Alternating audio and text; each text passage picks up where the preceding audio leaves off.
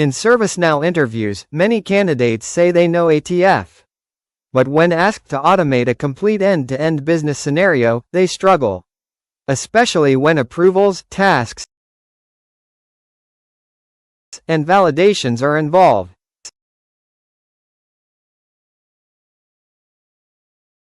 In this video, I'll show you how to automate a real project-level scenario, a catalog request that triggers approval, generates task, and completes lifecycle validation using ATF. This is not a basic demo. This is how it's handled in real-time projects, especially when approvals, tasks, and validations are involved. Hey QA champs, hand waving, let's get started. Let's understand the business flow first. An end user places a service request. The request generates a requested item. It requires manager approval. After approval, catalog tasks are created. Once tasks are completed, the request moves to closed complete. We are automating this entire lifecycle using ATF. Always understand business flow before writing ATF. Automation without understanding process is risky. Why using specific user? Why choosing specific catalog item? Why capturing RITM number?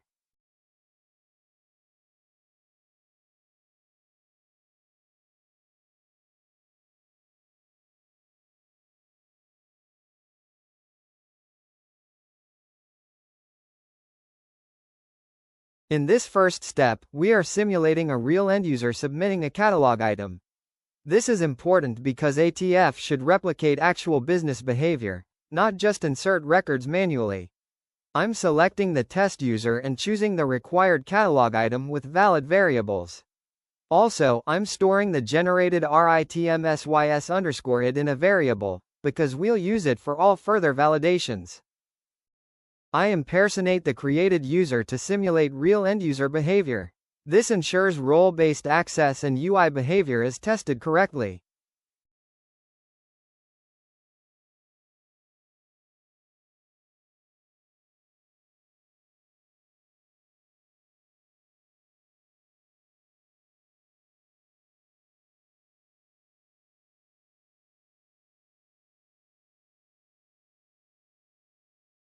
Validate the variable field values, fill all the mandatory fields like color, storage, data allowance, etc.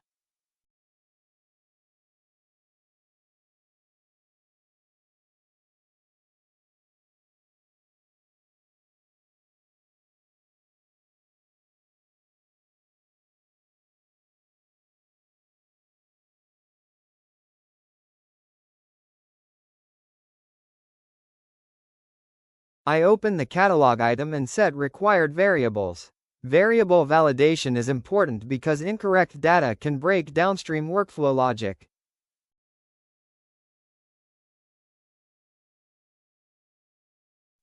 This confirms backend record creation, not just UI submission. This makes our automation dynamic and scalable. After submission, I validate that a requested item record is created. In interviews, they may ask how you validate dynamic record creation in ATF. In real projects, validating field-level data prevents downstream failure. Now that the catalog item is submitted, we need to validate that the RITM was created correctly. We're querying the SC_rec_item table using the stored SYS_id from the previous step. Here, I'm validating important business fields like state, requester, and short description. This ensures not just record creation, but correct lifecycle initialization.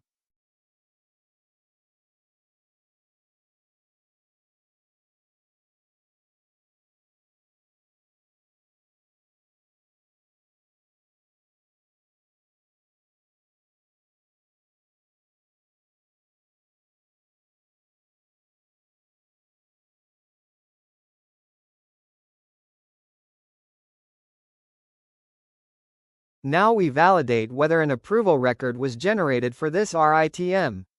We query the sysapproval_approver table using the stored RITM_id.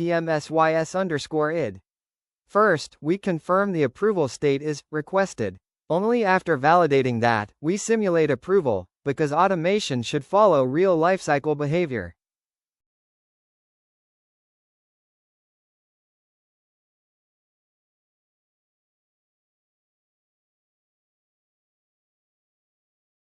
Once approval is completed, the system generates catalog tasks. I validate task creation and state changes. Once the approval is completed, the system should generate a fulfillment task. We're now querying the SC_task table using the RITM reference. Here, I validate that the task is created in the correct state and assigned to the expected group. This confirms that our workflow or flow designer logic is functioning correctly. I update task state to closed complete to simulate fulfillment completion.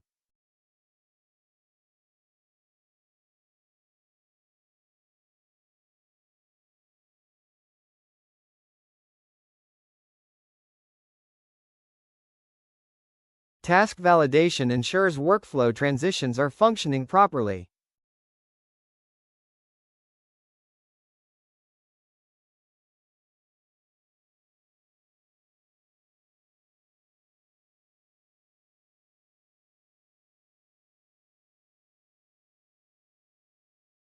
Finally, I validate that the requested item moves to closed complete.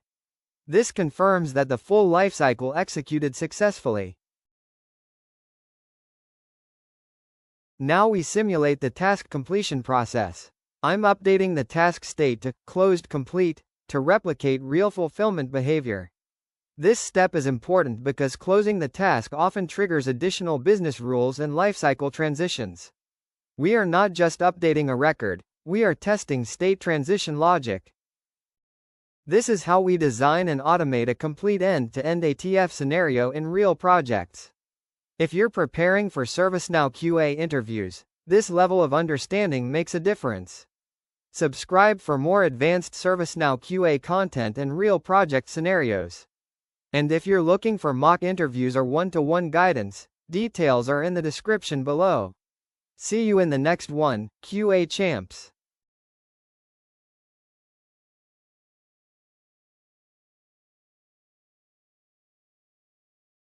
Now you've seen how a complete end-to-end ATF scenario is designed, not just step creation, but full lifecycle validation. Most candidates know how to create test steps, but very few understand how to automate approvals, task generation, and state transitions together.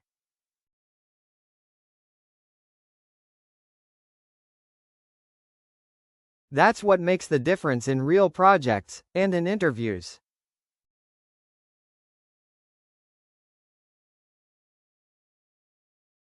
In upcoming videos, we'll go deeper into advanced ATF patterns, async handling, and enterprise-level automation strategies.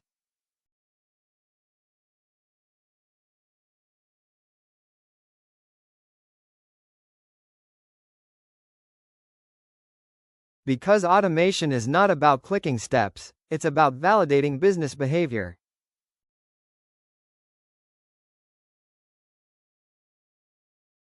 See you in the next one, QA champs.